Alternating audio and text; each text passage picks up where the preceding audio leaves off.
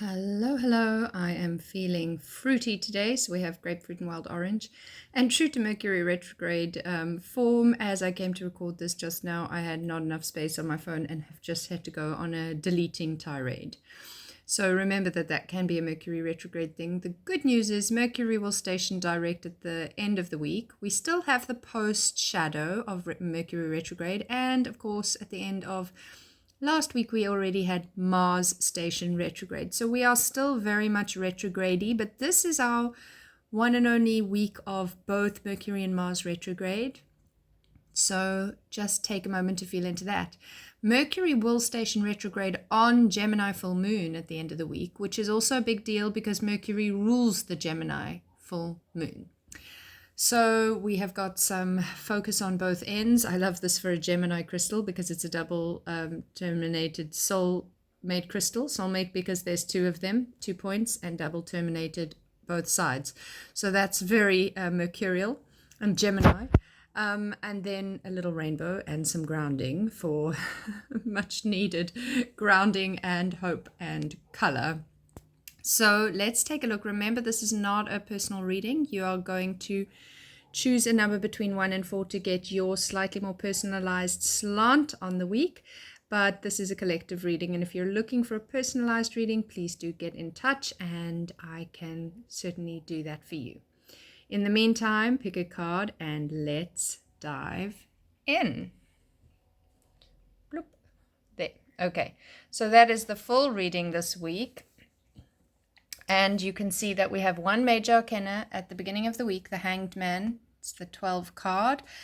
At the 12th step, one may say, on the major arcana's journey, the Fool's journey, Fool-turned hero's journey. Then we have 7 of Cups, 6 of Wands, and 4 of Swords. So we have no pentacles in this reading, bears noticing, which adds to the feeling of potentially this week being a little ungrounded.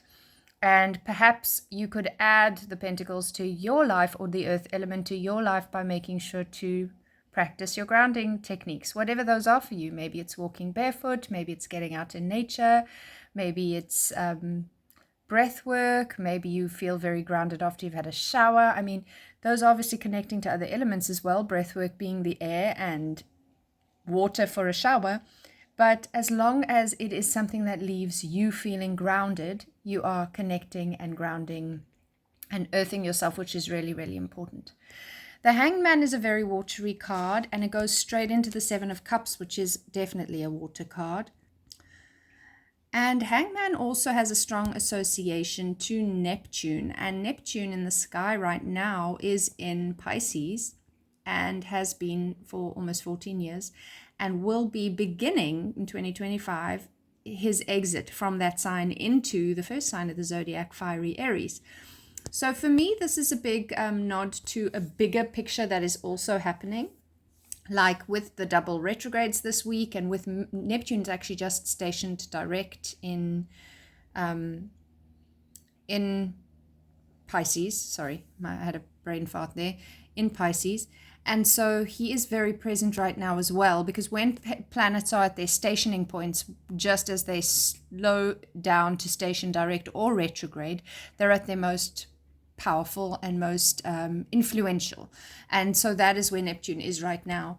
And in that sign of Pisces, this does speak to surrendering to the flow of what is going on, trying to be in trust and in flow and allowance, when things start feeling very triggering and overwhelming, which I can see at this point of the year from this reading that we are probably all going to be experiencing in at least one place in our lives, that the best thing that you can do is just drop into trust and surrender and try and not allow the triggers to take you over. That's not to say you won't be triggered. I think everybody's going to experience triggers, but it's how you respond to them. And really in the Hanged Man card, it's saying respond by surrendering. And remember, not taking things personally is really helpful. Then, because when we get to the 7 of Cups, it's about choices. And he's a little indecisive because he could choose any one of those bowls to turn over, and that would be the thing he could choose. And it's almost as if he's spoiled for choice. There's too many options. What if I choose the wrong one? And you can see one might lead him to the river, one might lead him to the snake. he doesn't know. And there's also this lack of clarity in this, because I don't know what's under the cup. I could choose the cup, but what if it's not what I want? And it's interesting because the Hangman and Neptune and Pisces, all the things we've already sort of spoken about, very much are not clear.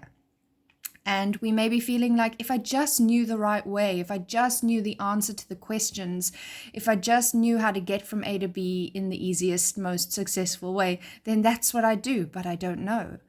And we're in a very big collective of that. I don't know. I'm trying to get somewhere, but I don't know where it is, and I don't know what it looks like, and I don't have the roadmap.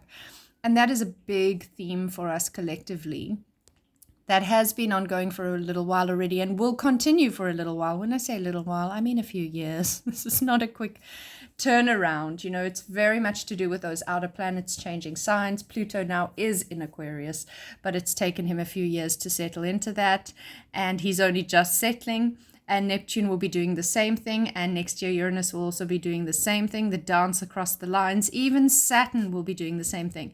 So it is unknown. The future is unknown. The best direction is unknown. And in the Seven of Cups, we feel that overwhelm of that, you know. And again, it says then surrender. Just pick a cup and move forward. Or don't pick. Just meditate. Just be present. Just sit on the beach. Just, you know, especially at this time of year where most people will get some level of a holiday, there is just that time of don't even try so hard to see everything with clarity, because it's not from our minds. Remember, Mercury is retrograde. Mercury is the mind. It's not from the space of our mind that we actually get the clarity. However, that is exactly how we as humanity want to get clarity, is understanding from the space of our mind and then doing, Mars, what we need to do to get where we want to go. And right now with Mars and Mercury retrograde, it's like, well, you can't really think about it because it's not going to give you clarity. You need to reflect on what wasn't working, a lot of reminiscing about how things didn't go well. And then also, if you do what you did, you get what you got. So I can't do what I always did, because that is going to get me back into the thing that I'm trying to change from. But what do I do? And Mars is retrograde, so the doing might be a little more challenging. So this beginning of this reading is very muddly, and that's exactly as it should be. This kind of indecision, liminal space, uncertainty, can't really see. And for most of us, myself included, I am a mercurial person. This is a very uncomfortable place to be in. Try to breathe, try to trust, try to surrender, as the Hangman suggests. And then when we get into the Six of Wands, this is a very lovely lucky card, but upside down, because in its right way up form, it's kind of like I've made it, eureka, winner's circle, all eyes are on me, I'm taking center stage, I'm being recognized for my accolades. So upside down, it's kind of like, well, either you're hiding your light because, well, it could be many reasons, but you're hiding your light because you don't feel safe being seen in it, or maybe you didn't get the success that you thought you would, or maybe you were not recognized for the success that you thought you should be recognized for, or maybe you came in second and that feels like a real blow.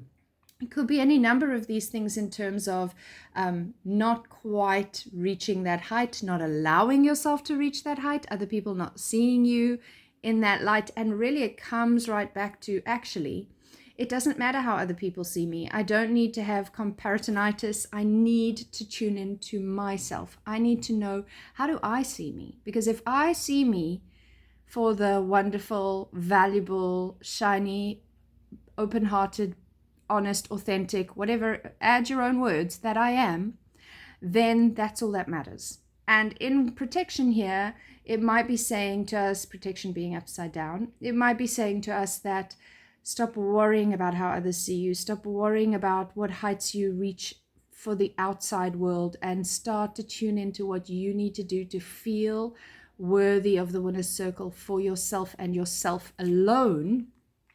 And then we go into the Four of Swords, which very much for me is saying, watch out for burnout, watch out for not taking that seriously.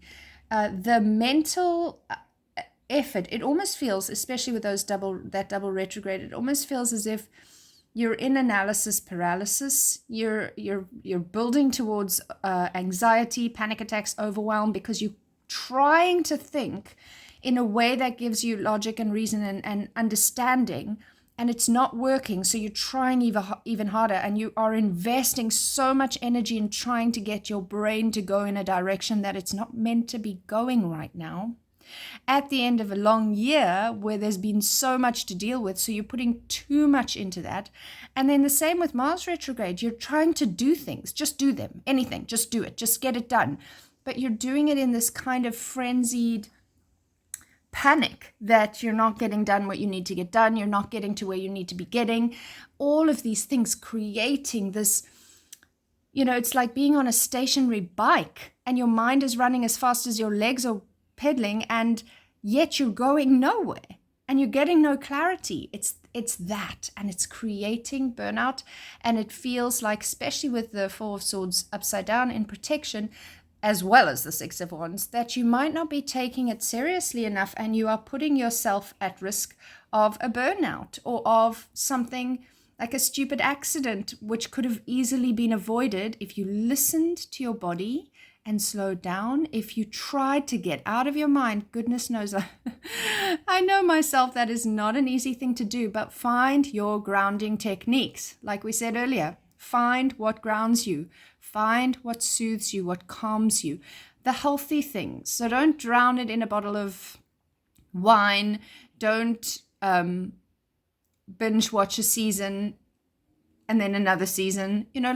Give yourself the moments, have a glass of wine. Binge watch one season. Don't just keep going on that because you're trying to find a way to switch off. Look for healthy ways. Get out in nature. Do some meditation. Do any kind of mindfulness practices that work for you. And if you don't know what I'm talking about, it's time to open up to new mindfulness practices if you don't have any of your own. I am very available for readings and many, many, many tools in the toolbox. If you are looking to get started on a journey like that, feel free to get in touch.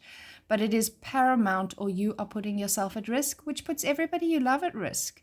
So you really need to take this overwhelm and exhaustion that you may potentially be suffering more seriously, so it doesn't become serious.